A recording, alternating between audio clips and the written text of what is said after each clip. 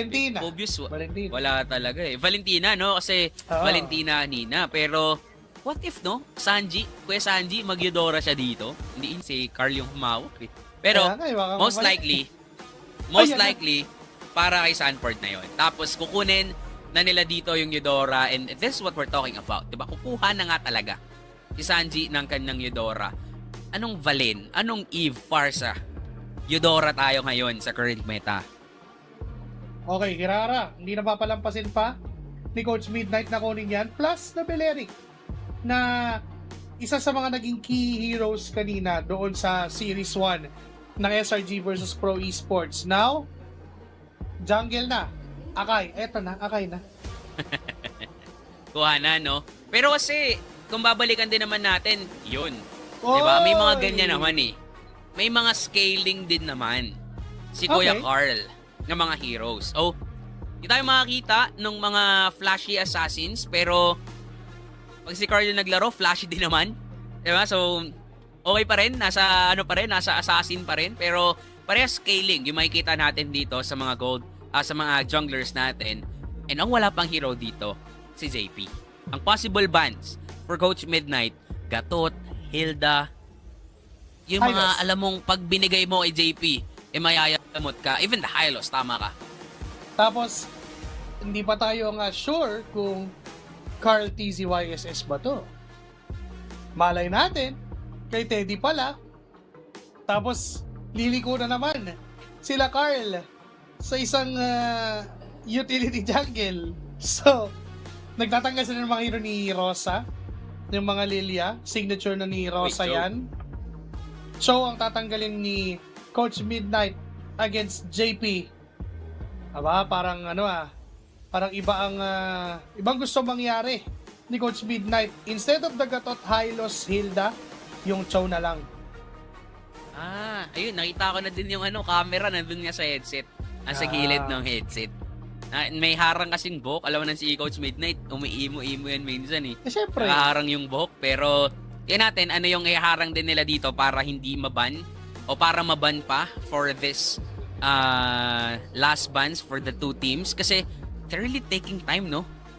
Pwedeng ang sunod na lang tanggalin dito, sasabihin ko sana possible gold or XP kasi yung possibility nga na XP Preya mataas. Pero sabi nila mas okay if Selena na lang daw ang tatanggalin. Bakit ba Selena? Ano bang meron dyan sa Selena na yan? Daya kasi ngayon ng Selena, sinisiso Hunter, tapos pinang-lilish ng jungle. So, andun pa yung thought na kapag magaling ka mag-Selena, pag nakapagpainit ka ng mga baril, diba? So, pwedeng tamaan at madali pa yung Yison Shin ng Team Liquid Philippines. So, that might be the reason for Aurora Gaming. Hero ni JP pa rin ang in-expect. Instead, they went for a Kari ban, a Teddy ban. Still there is a Claude. Pero ayan na. Ayan na. In a world full of Marcel and everything and Glue Roam, Daddy JP, pag open ang Gatot, maggagatot. Gatot Kacha. Matik yan kay Daddy JP. Now for Aurora Gaming, last two heroes para sa kanila. Hero ni Rosa at possible hero ni Sigabum dito. Parang sila pa nga yung dapat kumuha ng carry. Kasi kailangan nila ng pantunaw dito sa isang Gatot Kacha plus the Esmeralda. Tapos para naman kay Rosa, pwede pala ding sa kanya manggaling. No? Pwedeng Lunox. Uy! Ano to? Coach Midnight. Rafa Mid? Rafa Mid? XP Beleric? Bele? Jungle. Oy! Rafa Mid! Rafaela Mid! Coach Midnight from Aurora Gaming Turkey. Pinoy yan Pinoy yan guys. Si Midnight yan. Yung caster yan. Legit siya yan. Sayan. Legit. Sayan. Magpapauso. Rafaela. Mid lane. Ay, wait. Teka. Ito yata yung sinasabi niyang ready sila against Team Liquid Philippines. Now for Teddy, anong hero niya? Or lalaruin ba nila yung Eason Shin papunta kay Teddy? Pero feeling ko, mas okay pa nga siguro na kuha na lang si Teddy dito ng isa pang kayang tumunaw din talaga. Moskov could be an option. Yung carry kasi, yun pala yun yung rason bakit ban carry. Kasi, apatitigas ng lineup dito ng Aurora Turquie. Pero, there we go. Claude is still a Claude. Pwedeng MMR din to ni Kuya Teddy. Hindi ko, hanggat bukas yan, kukunin at kukunin ni Teddy. Ganun na siya komportable. And again, this is a mid lane Rafaela. Hawak ni Rosa para sa Aurora Gaming Turquie. Ito ba ang hinanda ni Coach Midnight kontra sa powerhouse na Team Liquid Philippines? Nakakagulat ang mga tagpo. Woo!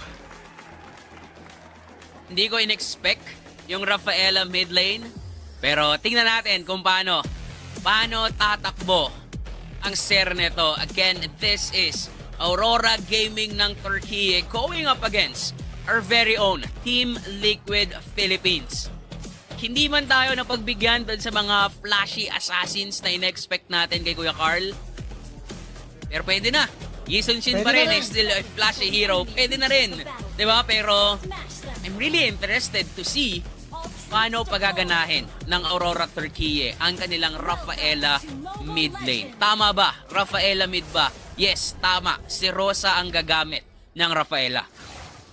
Ano ang epekto nito? Well, may dagdag sustain, movement speed, pero okay, nakaka-counter poke naman itong Rafaela ni Rosa.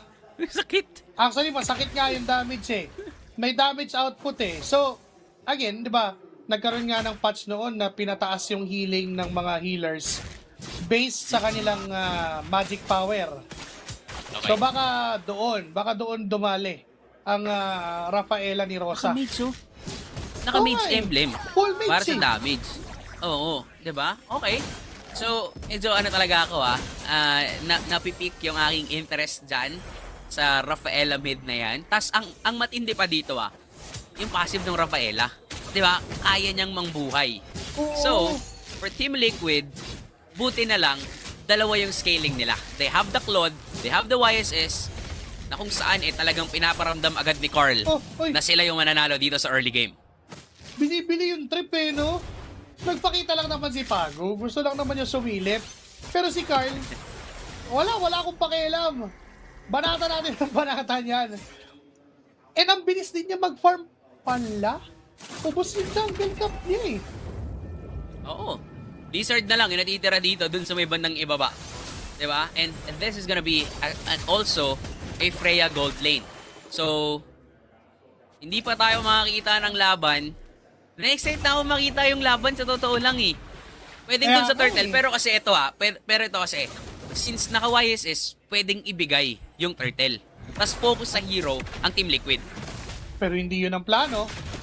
Papakita si Carl TZ doon sa turtle. Mountain Sucker has been used. Pago is there with a taunt. TNZ will get that turtle down.